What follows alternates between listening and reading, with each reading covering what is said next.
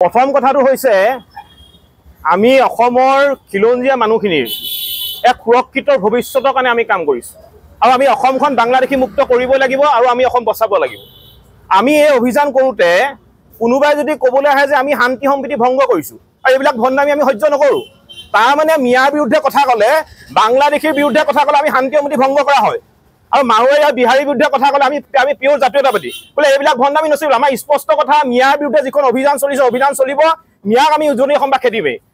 আৰু বিধায়ক মহোদয়ে যিটো কথা কৈছে যে আমাক বোলে কোনোবাই কি কৈছে স্পন্সাৰশ্বিপ কৰিছে, কোনে কৰিছে আমাক স্পন্সাৰশ্বিপ? তেওঁ সোধক, তেওঁ সংবাদমেল দিয়ক, মুখামুখি এটা প্ৰশ্ন কৰক। আমাৰ স্পষ্ট কথা, আমাৰ নেতা হিমন্ত বিশ্ব শৰ্মাও নহয়, আমাৰ নেতা গৌৰৱ গগৈ নহয়, আমাৰ নেতা অখিল গগৈ নহয়, আমি সম্পূৰ্ণ জাতীয়তাবাদী আদৰ্শে আমি ডাঙৰ হোৱা এটা দল। গতিকে আমাৰ স্পষ্ট কথা, অসমৰ কোনো কাৰণতে বাংলাদেশীৰ দপদপনি নচলিব। অসমত কেৱল মাত্ৰ খিলঞ্জীয়া মানুহৰ প্ৰভুত্ব আধিপত্য থাকিব লাগিব আৰু এইখিনি কাম কৰিবলৈ যাওঁতে যদি কোনোবাই বাধা দিবলৈ আহে আমি তেনে বাধা উফৰাই দিম। কোনো শক্তিয়ে কিন্তু আমাক বাধা দি ৰাখিব নোৱাৰে।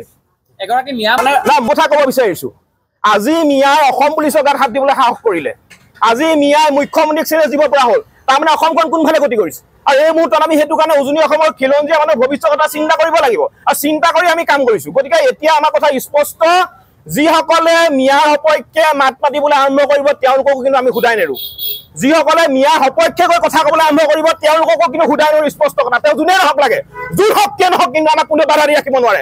আমি উজনি অসমৰ মিয়া খেদিমে, অসমৰ পৰা মিয়া খেদিমে, মিয়া যাবই লাগিব। আৰু মুখ্যমন্ত্ৰী মহোদয়ে যিয়ে বেয়া কথা ক'বলৈ আৰম্ভ কৰিব তেনেধৰণৰ মিয়াৰ বিৰুদ্ধে কিন্তু আমি কঠোৰতকৈ কঠোৰ কিন্তু ব্যৱস্থা গ্ৰহণ কৰিম।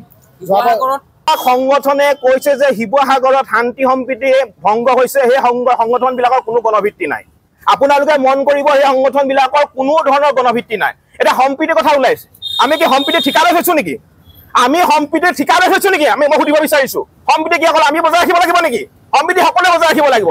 মিয়াৰ বিৰুদ্ধে কথা ক'লে কেলে সম্প্ৰীতিৰ কথা ওলায়?